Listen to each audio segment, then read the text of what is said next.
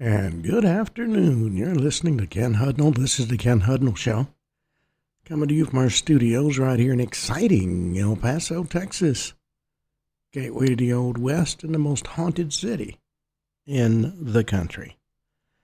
Well, today's September the 4th, 247th day of the year. Just 118 days remain to the year's over with, and we get to start a new year. Assuming we're all still here. Well, holidays and observances. National Wildlife Day, National Macadamia Nut Day, National Eat an Extra Dessert Day. I can get behind that. International Taekwondo Day, National Spice Blend Day, National Newspaper Carrier Day.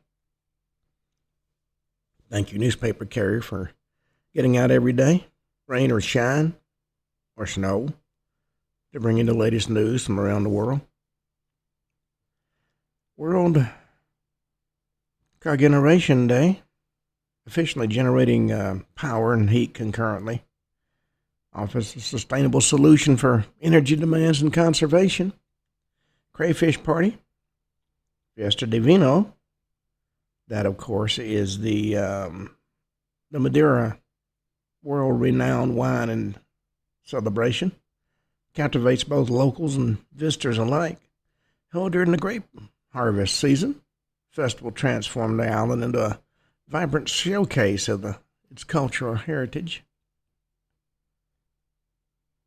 And National Childhood Injury Prevention Week, Red Valley Legacy Week, Toronto International Film Festival goes on through the 14th. Starts today. And, quite frankly, if there's a film festival that actually captures the essence of film, it's in Toronto. Transforms that city into a bustling hub of screenings and red carpet events and film-related activities. Fiesta de San Pacho. And that one is takes place in Quibdó. It's a celebration that includes music and dance and color. Festival honors St. Francis of Assisi, blending Catholic traditions with Afro-Colombian culture. Said to be somewhat unique.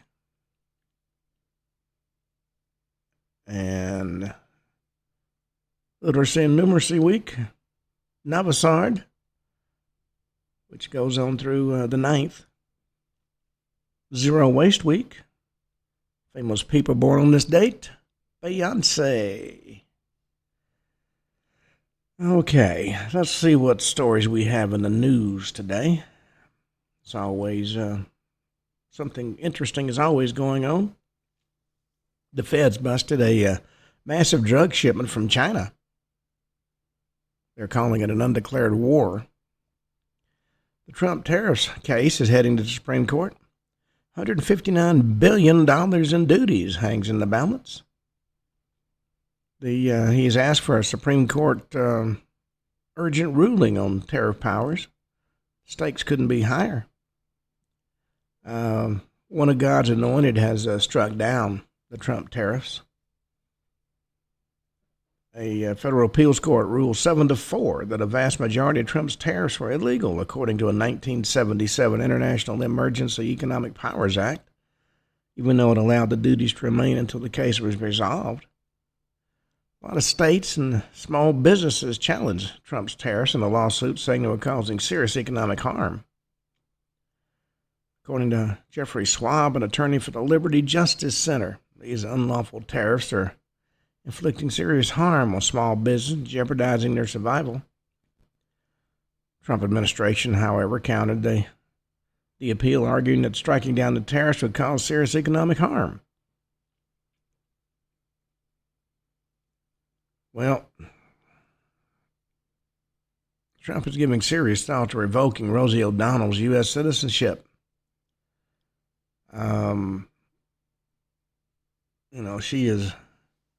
She's moved overseas and is continuing to run her mouth. He says she's not a great American in his opinion, and capable of being so. He's made similar statements in recent months, including in July when he said he was considering pulling her citizenship because she wasn't in the best interest of the country and is a threat to humanity. Donald responded to the president's post in July with a reference to the character King Joffrey from Game of Thrones, saying, "Go ahead and try." King Joffrey with a tangerine spray tan. "I'm not yours to silence. I never was." Well, President Trump strike on a cartel vessel off Venezuela sends a warning to Maduro. There's no sanctuary anywhere. This unprecedented strike by U.S. Marines on a cartel-operated vessel off Venezuela this week signaled the Trump administration has taken a hard new approach when it comes to countering international drug trade. Now, the U.S. military has long worked to counter cartel and international gang organizations beginning in the late 1980s.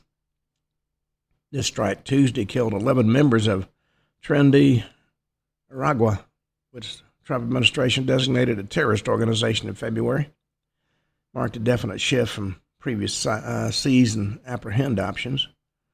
Just blew them away. Well, Tim Walz is sticking his mouth back into the situation. He's been ripped for a vile comment on future news about Trump's health. He's the Minnesota Democratic governor who ran as vice presidential candidate with Kamala Harris. He's facing heat from conservatives on social media over a clip they say shows the former vice president nominee wishing for news of President Donald Trump's death. The Walz said in a Labor Day picnic in Duluth, "I get it. You get up in the morning and you doom scroll through things, and I will say this, the last few days you woke up thinking it might be news," referencing the rumors that Trump had died. Well, the Powerball jackpot is $1.7 billion. There's been more than 30 consecutive rollovers with no winner. Well, NFL scouts making a blunt admission about Archie Manning's showing against Ohio State. Said it was a little hard to watch. He was one of the most highly recruited high school players in the nation. Ultimately decided to take his potential and high-profile last name to Austin. After experiencing limited playtime while backing up Quinn Ewers for his first 2 years at Texas, opened his first season as a full-time starter this past weekend. Finished Saturday's 14-7 loss to Ohio State with 170 passing yards, 1 touchdown, and 1 interception.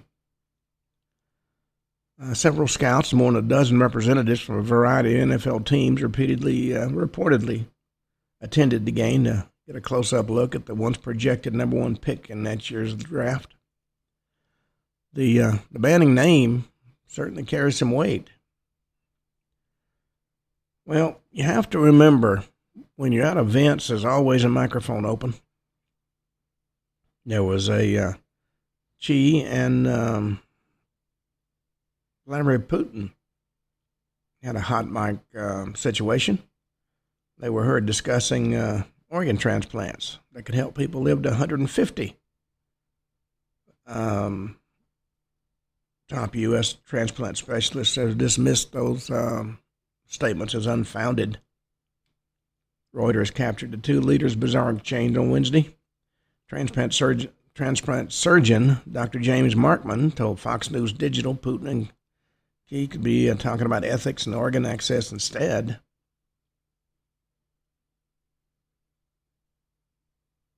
Well, President Trump's tariffs have forced China to feel the heat until their friends here in the U.S. try to rescue them. President Trump's America First trade agenda is working, and China's feeling the heat. And while the legacy media spent months lying about slow growth, Trump's tariffs agenda is already reshaping how the U.S. competes with China. And America's industrial and agricultural sectors are benefiting as a result. The new tariff protections are prompting the reshoring of critical production and strengthening the U.S. economy. According to a lot of folks. The president so far sent a clear message. The days of America propping up Beijing's rise are over. Thanks to Trump's leadership, we're winning again. U.S. manufacturing is rebounding, and investment is flowing into strategic industries, and America's farmers are getting the protection they need from unfair Chinese competition and emerging bio threats.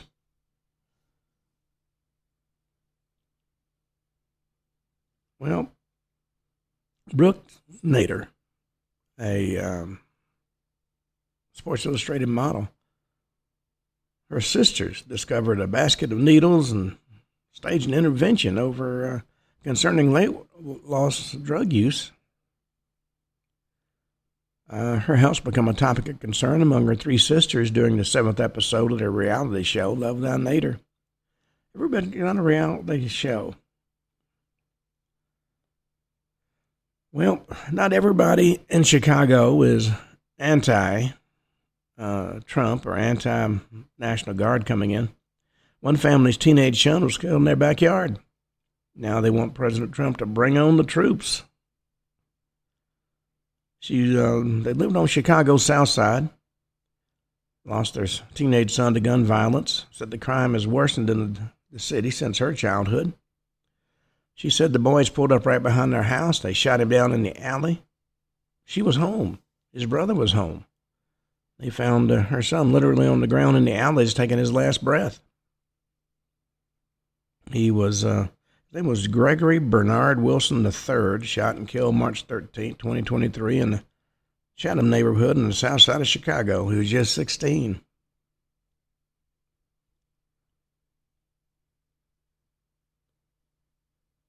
Well, there's a video showing New Jersey street takeover erupting with mob shooting fireworks at the police. It was the video shows a riotous scene up there in New Jersey over Labor Day weekend. Dozens of cars took over a local road, and individuals shot fireworks at police vehicles in the middle of the night. About 2 a.m. On Sunday, officers got a call reporting over 100 people driving recklessly and making donuts at a local intersection. That's according to the Secaucus Police Department. When the police arrived, a group of over 50 people surrounded authorities' vehicles as some individuals climbed on top, caused some damage to the cruisers. In my day, you did that. You had the possibility of getting shot. Well, jail leadership received high-level orders on the Epstein case, but failed to prevent a 6-hour monitoring gap. During that 6-hour gap is when he was allegedly committed suicide. Some of his victims say speaking out has been very empowering to him. They booked him into custody after the FBI arrested him on sex trafficking charges in 2019. Top officials demanded daily updates from the leadership of the Metropolitan Correction Center in New York. That's according to emails the government released Tuesday. Corrections officers were told they had orders from God to make sure they kept a close eye on the man. That's according to the U.S. Department of Justice, Office of the Inspector General. Well, unfortunately, they didn't. There was an email that said, "Shirley, please provide me with a daily update on this inmate, including his status, any changes, activities I should be aware of," according to Bureau of Prisons Northeast Regional Director J. Ray Orman, wrote MCC Associate Warden Shirley Skipper Scott, July 24, 2019. That was less than a month before Epstein's death in custody. An email came a day after Epstein was found unconscious with a orange cloth around his neck in his cell at the correctional center. A cellmate claimed Epstein tried to hang himself. Epstein, of course, eventually blamed the cellmate and recanted his accusation, said he didn't remember. A Bureau of Corrections investigation failed to find enough evidence to prove what really happened. But eventually, somebody succeeded. Well, Florida State's Ethan Pritchard was shot in the head while driving, according to his father. His son was, of course, wounded following the team's upset win over Alabama. Freshman football player was shot in the back of the head while driving and remains in stable condition at a hospital in Tallahassee, Florida. According to the father, he was actually in the car taking his aunt around the corner to her daughter's house to drop her off. They turned the corner. As soon as they turned that corner, they heard gunshots. Well, Pritchard had quite a reputation in football, played high school football at Seminole High School in Sanford, Florida, a 4-star recruit.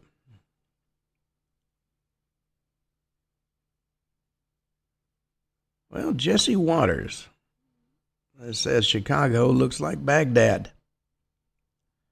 And, quite frankly, the National Guard is needed. Well, Selma Hayek has stunned in a red bikini, celebrating her 59th birthday. And let me say, she looks very healthy in that bikini.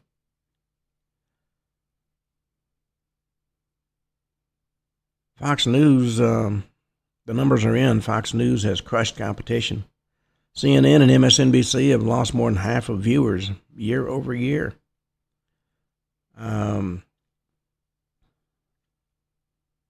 Vice President Vance and his wife went to the Minneapolis church to commemorate the shooting, and protesters heckled him.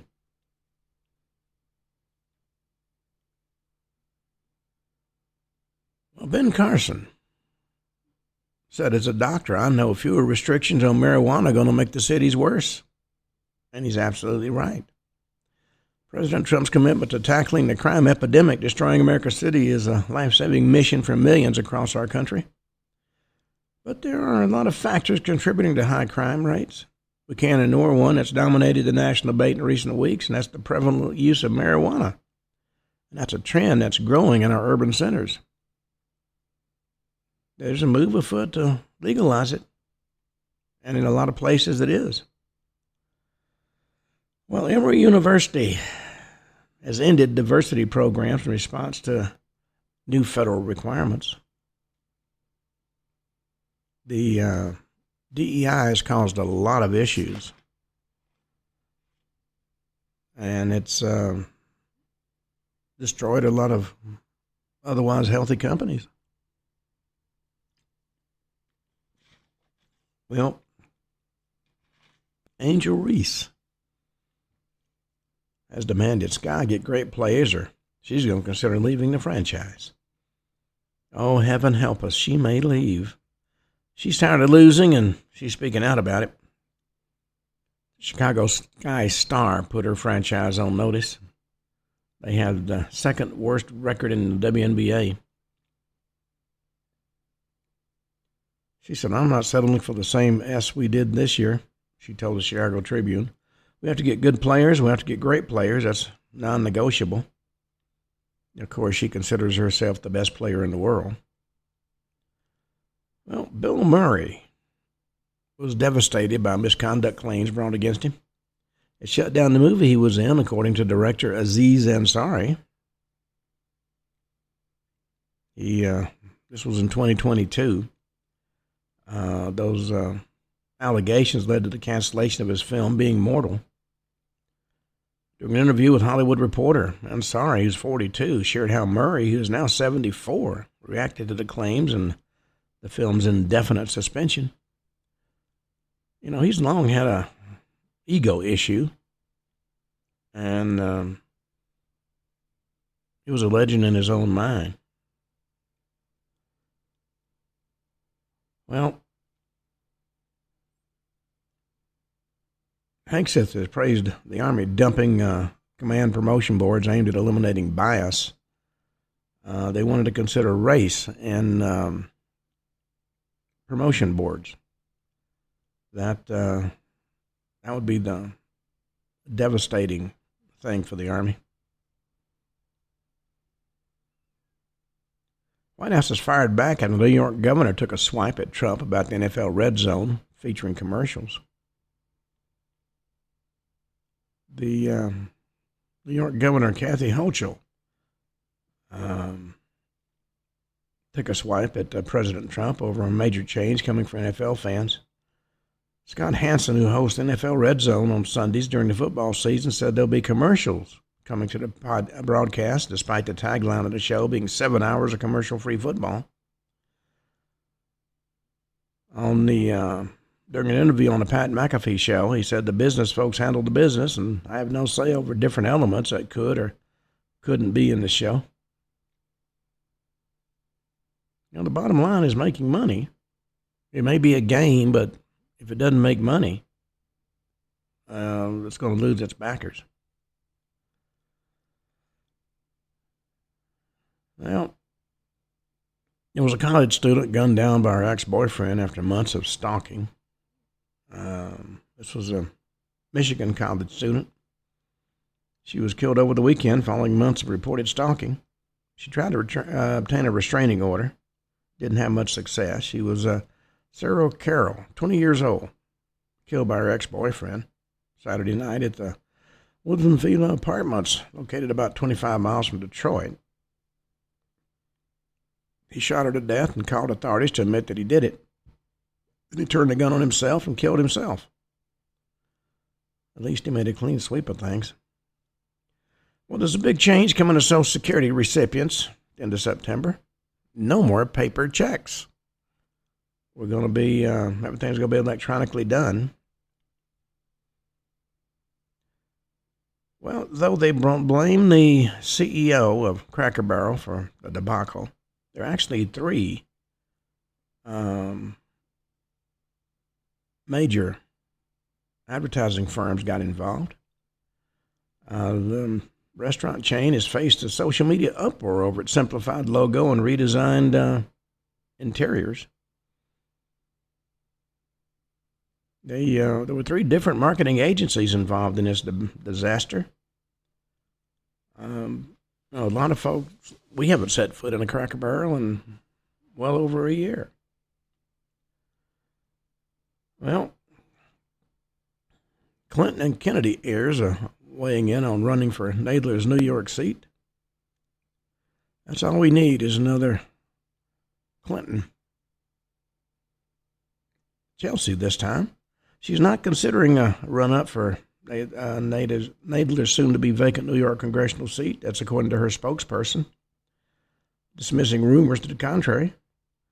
But John F. Kennedy's grandson, Jack Schlossberg, told New York Times Tuesday a campaign for Nadler's Manhattan seat is certainly a possibility for him. Nadler's decision to retire after more than 30 years in Congress opens up one of the most influential Democratic strongholds in Manhattan. Part of the problem we have in Congress is folks get elected and go there to die. 30 years doing the same job and you still made a mess out of it.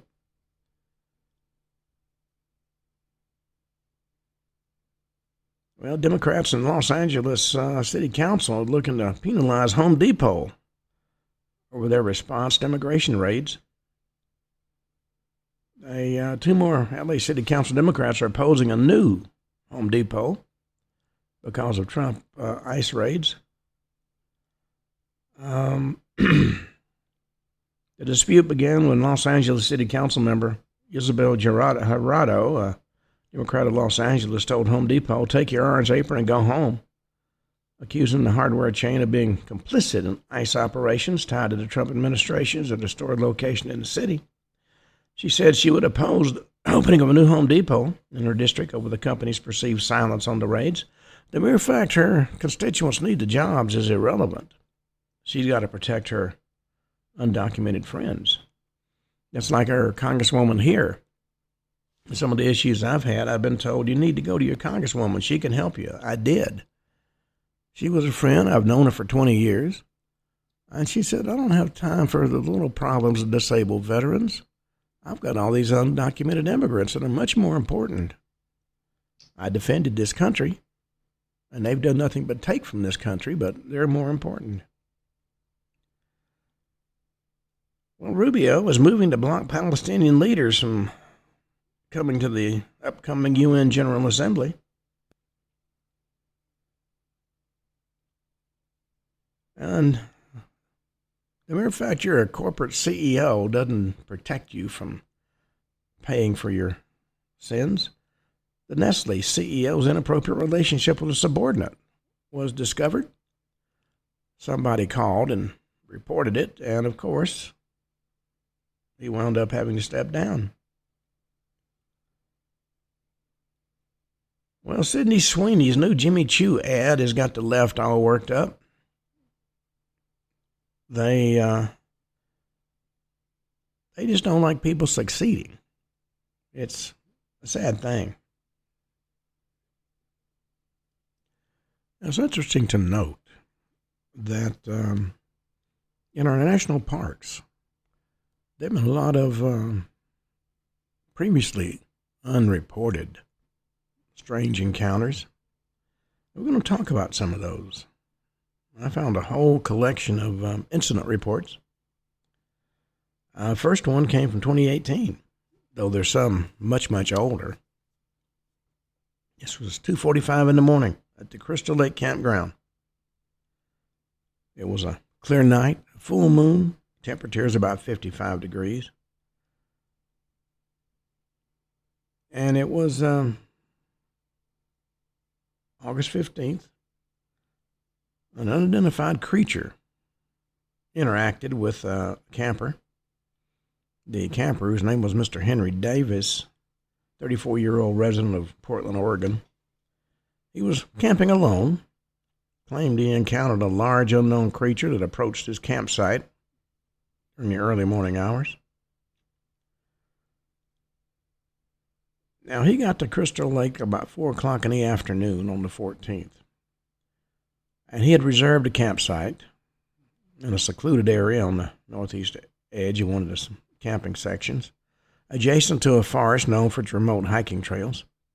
He was described as an experienced outdoorsman.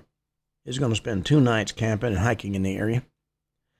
According to the campsite registration log, he's a frequent visitor to national parks and often enjoys camping alone.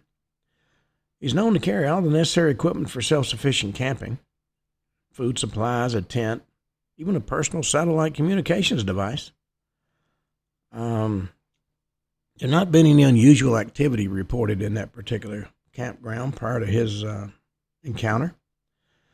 Well, they set up his campsite, spent the evening fishing at Crystal Lake, about 300 yards from his campsite. Went back to the campsite at about 8 p.m. and prepared dinner over a campfire. About 10 p.m., he retired for the evening. Well, they said he was woken up at about 2:30 in the morning by an unusual noise outside his tent. And having spent several years using tents when I was in the military, sound does tend to carry. He described the sound he heard as a low growl, unlike anything he'd ever heard in his previous outdoor experiences. Thought it might be a bear or some other large mammal, many of which are common to that area. After a few minutes of silence, he heard rustling in the underbrush, followed by heavy footsteps approaching his tent. He actually feared for his safety. Excuse me, I'm not sure what gets me started to cough. Well, as I said, he feared for his safety, so he armed himself with a flashlight and a hunting knife. Unzipped his tent to see what was outside. When he left the tent, he shined his flashlight in the direction of the noise and saw a large bipedal creature standing about 20 feet away from his tent. He said the creature stood between 7 and 8 feet tall, with a broad, muscular build, covered with dark matted fur, and his eyes reflected a reddish glow and illuminated by the flashlight. He said the creature's face was somewhat human-like, with a pronounced brow ridge, a flat nose, and a wide mouth filled with sharp teeth. And the hands appeared to have elongated fingers with claw-like nails. He said the creature stood still for several seconds watching him, and Mr. Davis, for his part, was also standing still. Without warning, the creature emitted a loud, bone-chilling roar, caused Davis to get back in the tent, though the tent wouldn't have protected him. And then the creature turned and ran into the forest. After the creature fled, Mr. Davis quickly retreated further into his tent, got his satellite communications device, sent an emergency SOS signal. Park authorities got that signal about 2:50 in the morning. Response team was dispatched immediately. Well, until they arrived, Davis remained inside his tent, kept his lights off. He said the park rangers got there about 3:30 in the morning. During that time, he heard distant rustling noises from the forest and didn't see the creature again. According to the rangers, found Mr. Davis in a state of shock, but physically unharmed, visibly shaken, and provided a detailed account of the encounter. Rangers conducted a preliminary inspection of the area, focusing on the location where Davis claimed to have seen the creature. And they collected what evidence they could. They found several large, deep footprints, about 20 feet from Davis's tent, the direction he indicated. Prints measured about 18 inches in length and 8 inches wide. That's a good-sized foot, folks. Depth of the impression suggested the creature was extremely heavy. They documented the footprints with photographs made plaster casts for further analysis. They also found hair samples. A few strands of dark, coarse hair were found snagged on a low-hanging branch near the footprints. They collected the hair and sealed it in a sterile container for laboratory testing. And the area around the footprints showed signs of disturbance with several broken branches and trampled underbrush. And they noted the presence of an unusual odor in the vicinity, kind of a pungent, musky scent. Apparently, the creature did not wear Old Spice. Based on Davis's description and the evidence collected, the creature encountered doesn't match any known species indigenous to the region. The size and physical characteristics and behavior reported are inconsistent with, interestingly enough, when you're camping by yourself in the middle of nowhere and it's dark, your imagination can play a lot of tricks on you, but finding the footprints in the hair makes it clear something was there.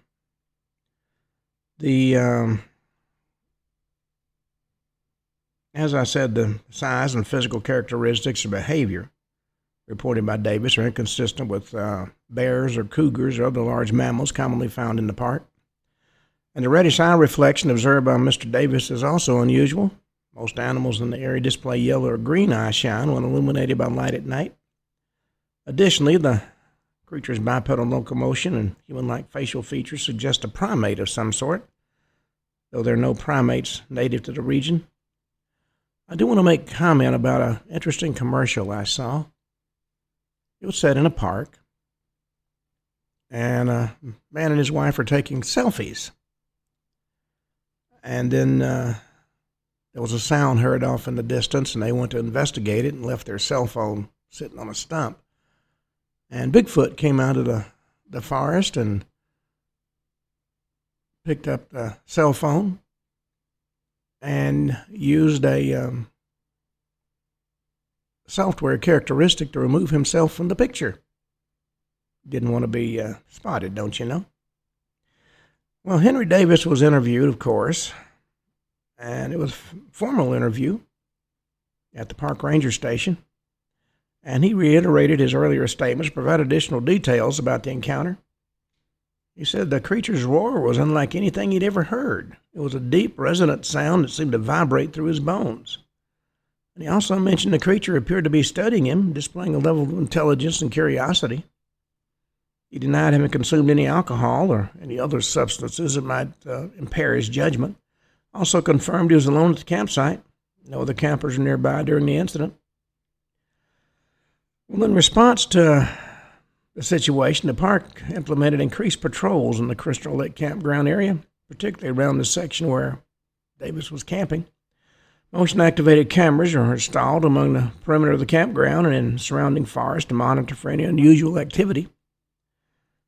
And the rangers have been instructed to remain vigilant, reporting any signs of large unidentified animals. And visitors to the campground were advised to take extra precautions, including keeping all their food secured and avoiding camping alone in remote areas. Of course, there were no formal official statements released regarding the encounter. The decision was made by the powers that be to classify this encounter as an unconfirmed wildlife sighting. Rangers have been briefed on how to respond to inquiries from campers and the media. All the collected evidence was sent to the Park's Biological Research Division for analysis. If necessary, The park was prepared to collaborate with external wildlife experts and cryptozoologists to conduct a thorough study of the region. As of right now, the incident at that campsite remains unexplained. The creature described by Mr. Davis doesn't fit with any known classification of wildlife species. Well, quite frankly, the attitude of the powers that be, if the creature showed up and did an interview at the White House, they still wouldn't admit it existed.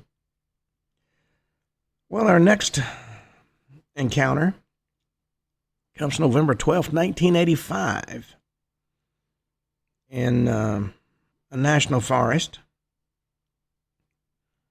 at about 15:30 in the morning. That's 3:30, don't you know? 15:30 is military time. Male individual, who was referred to only as the witness, contacted the ranger station by radio to report a disturbing encounter in the national forest. The witness, who was a licensed hunter, described being stalked by a large black bipedal animal over the course of several hours while hunting in a remote section of the forest. Creature allegedly engaged in aggressive but non-lethal behavior, including throwing rocks and vocalizing and repeatedly appearing and disappearing as the witness attempted to exit the area. No physical injuries were reported, though the witness expressed significant fear and emotional distress. He did give a verbal account that was recorded.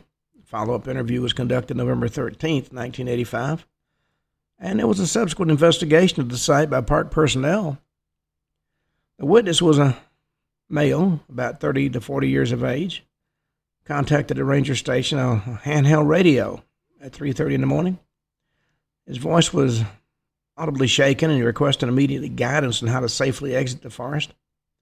So it was about 4 miles northwest of the trailhead near a creek, in a densely wooded area with a mixed coniferous and deciduous trees. He said he'd been deer hunting with a .30-06 rifle since about 6 o'clock that morning. He was alone, equipped with standard hunting gear, including a topographic map and a compass and enough food for a day trip. According to the witness, the incident began about 11 o'clock when he first noticed an unusual presence in the forest. While tracking a deer through a ravine, he heard heavy, deliberate footsteps about 50 to 75 yards behind him. Initially, he thought it was another hunter or maybe a large animal like a bear. But the footsteps stopped abruptly when he stopped to listen, only resuming when he started moving. And this pattern repeated itself several times over the next 30 minutes, with the sound consistently maintaining a distance of 50 to 100 yards. At about 11:30, he reported the first direct interaction. While pausing to scan the ridgeline above the ravine, he saw a large black figure standing upright behind a cluster of pines about 100 yards away. He said the figure was bipedal, 7 to 8 feet tall, with a broad muscular bill covered in dark matted fur. And it was partially obscured by trees, but the witness noted its head appeared large and round. There was no visible neck. He couldn't see any facial features due to the distance and the shadows, and when he raised his rifle to use the scope for a closer look, the figure stepped behind a tree and disappeared from view. Well, unnerved but unsure of what he had seen, he decided to abandon his hunt and began hiking back toward the trailhead. And over the next 2 hours, he said this creature stalked him, engaging in a series of behaviors the witness described as both intimidating and playful. Among those behaviors was rock throwing. At multiple points during his retreat, the witness reported small rocks ranging from golf ball to fist size being thrown in his direction from the surrounding forest. The rocks always landed 10 to 20 feet from him, never striking him directly. He said the throws came from different directions, suggesting the creature was circling him. On one occasion, a rock struck a tree trunk near his position, caused a loud crack that startled him. Then the witness described hearing low gruntal vocalizations, including grunts and occasional high-pitched whoops emanating from the forest. These sounds are loud enough to carry over significant distances and seem to originate from the same direction as the footsteps and the thrown rocks. He noticed the vocalizations intensified when he moved quickly or stopped the rest. And then there was what he described as hide-and-seek behavior. The creature immediately, repeatedly, appeared and disappeared as if intentionally revealing itself before retreating. He said he saw the figure 5 times in total, always at a distance of 50 to 150 yards. Each sighting occurred in dense cover, with the creature either standing still and moving slowly before vanishing behind trees or into the underbrush. The witness described this as a game, noting the creature seemed to anticipate his movements and position itself along his path. Well, by 2 o'clock in the afternoon, the witness was in a state of heightened fear. He stated the creature's persistence, combined with its ability to remain concealed, made him feel as though he's being herded or toyed with. Maintained possession of his rifle, but he didn't fire, citing uncertainty about the creature's nature and a desire to avoid escalating the situation. At about 2:30 in the afternoon, the witness reached an open meadow near the creek where the stalking behavior ceased. He reported no further sightings or sounds after entering that meadow. He was able to contact a ranger station shortly after that. He arrived at the trailhead at 4 o'clock in the afternoon where he was met by a ranger. The ranger described him as visibly shaken but physically unharmed. After providing a brief statement, he declined medical attention and left the area in his vehicle. Now, there was a follow-up interview conducted November 13th at the ranger station to gather additional details. The witness appeared calmer but remained adamant about the accuracy of his account. And certain key points gained a lot of interest from the rangers.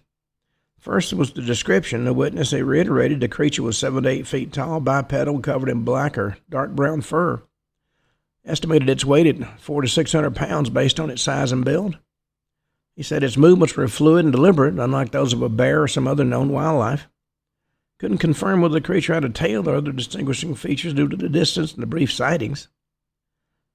The incident occurred on a clear, cool day with temperatures in the mid-40s.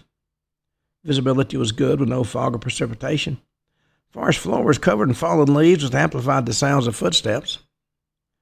Witness stated the area was unusually quiet with minimal bird or small animal activity, which he found a little unsettling. And the witness admitted to feeling intense fear during the encounter, particularly due to the creature's persistence and apparent intelligence. He said he had hunted in that national forest for over a decade and had never experienced anything similar. And he did say he was reluctant to come back to that area again alone. He noted a faint musky odor in the air during parts of the encounter, particularly when the creature was closest.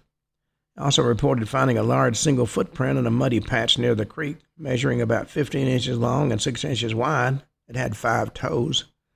He didn't photograph the print or preserve it as he was focused on getting the hell out of Dodge. The witness provided a hand-drawn sketch of the creature based on his observations, and that sketch depicted a tall humanoid figure with long arms, a broad chest, and a rounded head. The Rangers retained the drawing for their records. On November 14th, 1985, a team of 3 Rangers, including the one that made the report, or took the report, conducted a site investigation in the area described by the witness.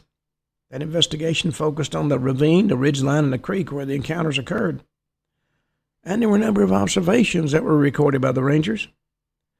Despite a thorough search, no clear footprints matching the witness's description were found. Forest floor was heavily covered in leaves, and the muddy patch near the creek showed no discernible prints. There were several indistinct impressions made in the soil, but none were conclusive. Several small rocks, 2 to 4 inches in diameter, were found scattered in the ravine along the witness's reported path.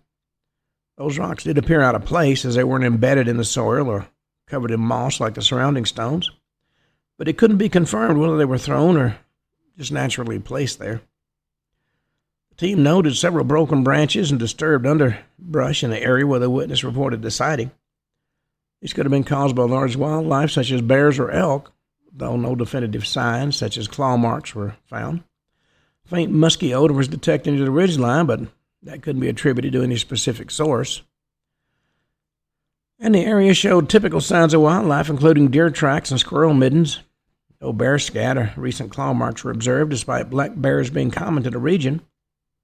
The forest was quiet during the investigation, consistent with the witness account, though this could be attributed to just seasonal behavior. No vocalizations or unusual sounds were noted during the investigation, which lasted from 8 in the morning to 2 in the afternoon.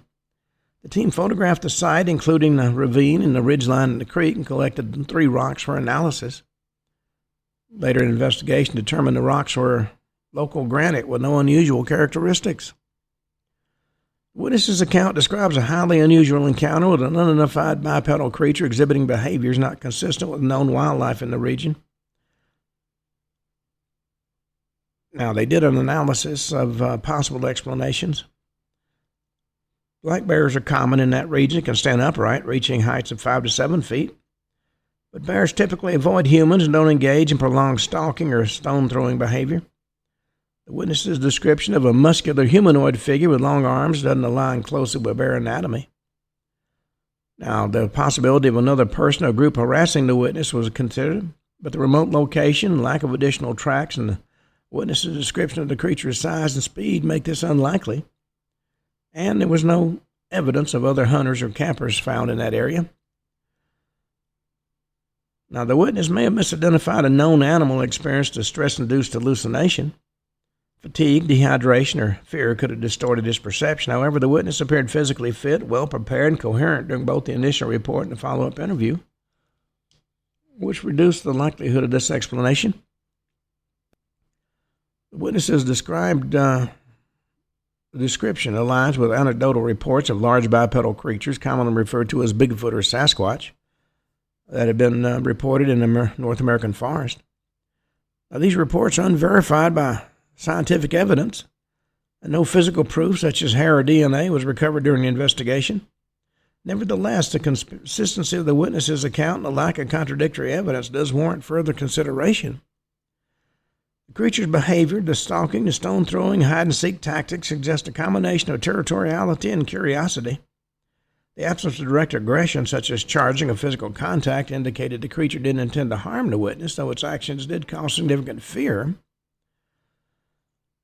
And after the investigation was said and done, certain recommendations were made. Number 1, increase patrols.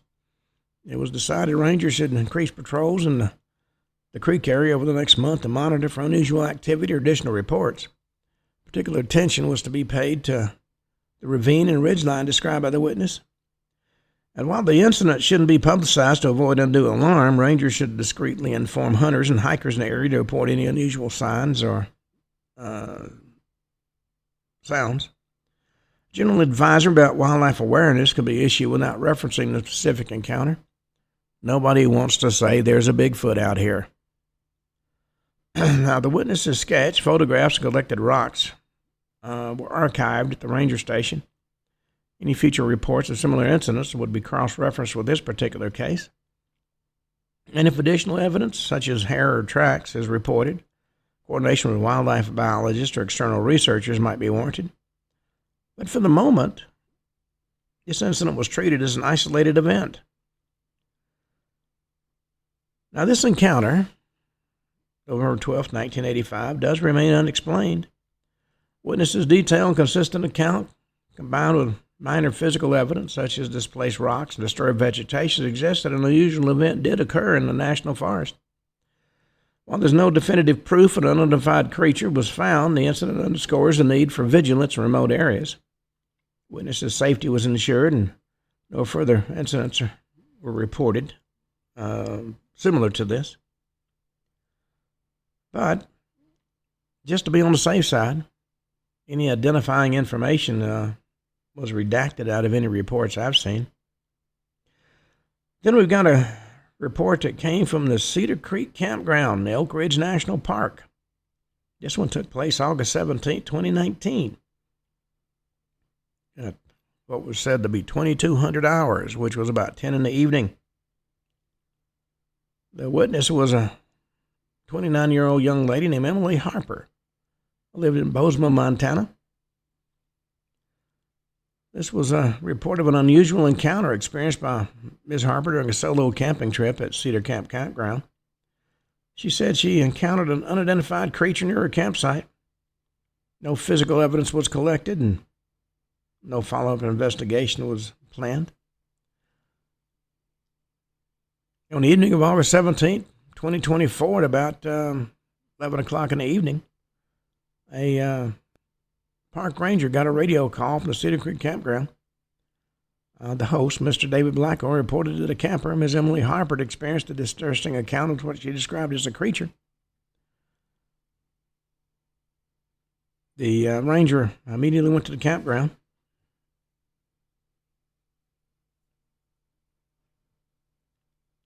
Found Miss Harper visibly shaken but uninjured. She was seated at a picnic table at her campsite, sipping tea and staring into the surrounding forest. After a brief introduction and explanation of the need for an official report, she did give certain statements. She said her name was Emily Harper, and she'd been camping at Cedar Creek for the last 3 days. She's described herself as an experienced camper. Been doing it for years, so she knows the difference between unusual and forest noises and something normal. And what she encountered that night was definitely not ordinary.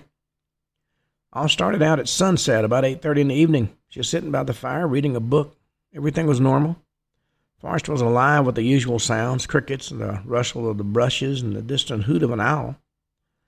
And as the sky darkened, she started hearing something different, something she knew didn't belong. A low, almost rhythmic thumping noise, like something heavy was walking through the forest. First, she thought it might be a deer or maybe a bear, so she wasn't too concerned. But the sound kept getting closer, and it didn't match the cadence of any animal she knew. Too slow for a deer and too deliberate for a bear. By the time it got to be fully dark, the thumping was so close she could feel it in the ground underneath her. That's when she decided it was time to put out the fire and get in her tent. She figured if it was a bear, the best thing to do was to stay calm and avoid drawing attention to herself.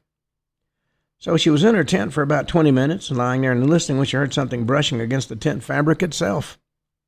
It wasn't the wind, it wasn't a tree branch, it was something else.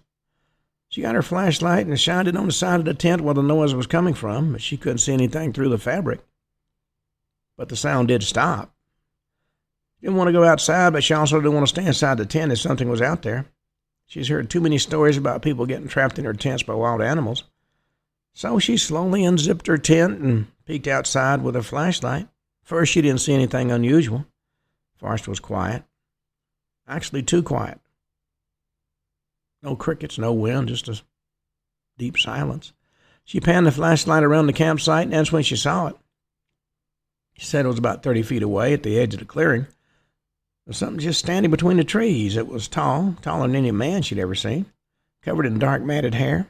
Couldn't make out any facial features because it was mostly in shadow, but she could see its eyes, two glowing amber eyes reflecting the light from her flashlight. And they weren't like animal eyes. They were too far apart, too large, and they looked intelligent, like they were studying her. Well, she didn't know what to do, she said. The creature just stood there staring at her. It didn't make any sound, but she could feel its presence. It was weighing on her, deciding what it was going to do next, and her mind was racing. Should she scream or run or try to scare it off? But she discovered she couldn't move, felt as if she'd make any sudden movement it might come for her. And after what felt like an eternity, the creature took a step back, almost as if it decided she wasn't worth the trouble. Then it turned and started to walk away back into the forest. That's when she noticed its gait. It moved in this weird, loping way, not quite like any animal she'd ever seen before. More like a man who was hunched over or carrying something heavy. Disappeared into the trees, and the moment it was gone, the normal forest sounds came back, like nothing had happened. She said she stayed out there with the flashlight for a few more minutes, trying to convince herself she hadn't imagined it. But she knew what she saw. She said it was real. She's not the kind of person who believes in Bigfoot or anything like that, but she didn't know what else it could have been. Said she was trained in wilderness survival and animal tracking, but this was something different, something that didn't belong in these woods. After it was gone, she packed up her stuff and drove to the campground host cabin. Didn't want to stay out there alone anymore, not with whatever that thing was lurking in the dark. Said she was still shaking just thinking about it. Sounds crazy, but she was telling the truth. Well, according to the ranger that interviewed her, upon completing her statement, he conducted a brief survey of the area around the campsite. No obvious tracks or hair or other physical evidence of the described creature were found. The ground was firm, and any tracks that night that might have been present would have been difficult to discern without specialized equipment, which wasn't available at the time. Campsite itself appeared undisturbed, no signs of damage to the tent, the fire pit, or other personal belongings. Her demeanor was consistent with somebody who'd experienced a traumatic event. She was pale, her hands were trembling, and repeatedly looked over his shoulder during the interview. Given the lack of physical evidence and the witness's credible but unsubstantiated claim, no further investigation was conducted. Just a note of the incident was filed with the National Park Service for the Cedar Creek Campground. And it was noted that Cedar Creek Campground had no prior reports of similar encounters, no known wildlife in the area that matches what she said she saw. Well, Ms. Harper was offered temporary lodging at a park cabin for the remainder of the night, which she accepted. She expressed a desire to leave the park at first light and go back home to Bozeman. She was advised to report any further unusual experiences to the local authorities. Interesting thing is, when you have an encounter like this, and it's totally out of your realm of understanding, it's very, very difficult to get people to believe you. Something like that's hard to believe if you've never seen it yourself. I know in the jungles of South America, when I had my UFO encounter, had I not had my platoon with me, and they all saw it, nobody would have believed me. And as it was, hires didn't believe any of us. They thought we'd all gotten together and decided to play some type of trick.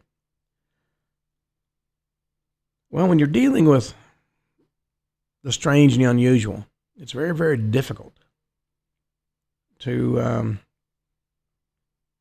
collect evidence at the time it happens. And if you don't, by the time it's over and you get help to come in, there's rarely any evidence there for them to find.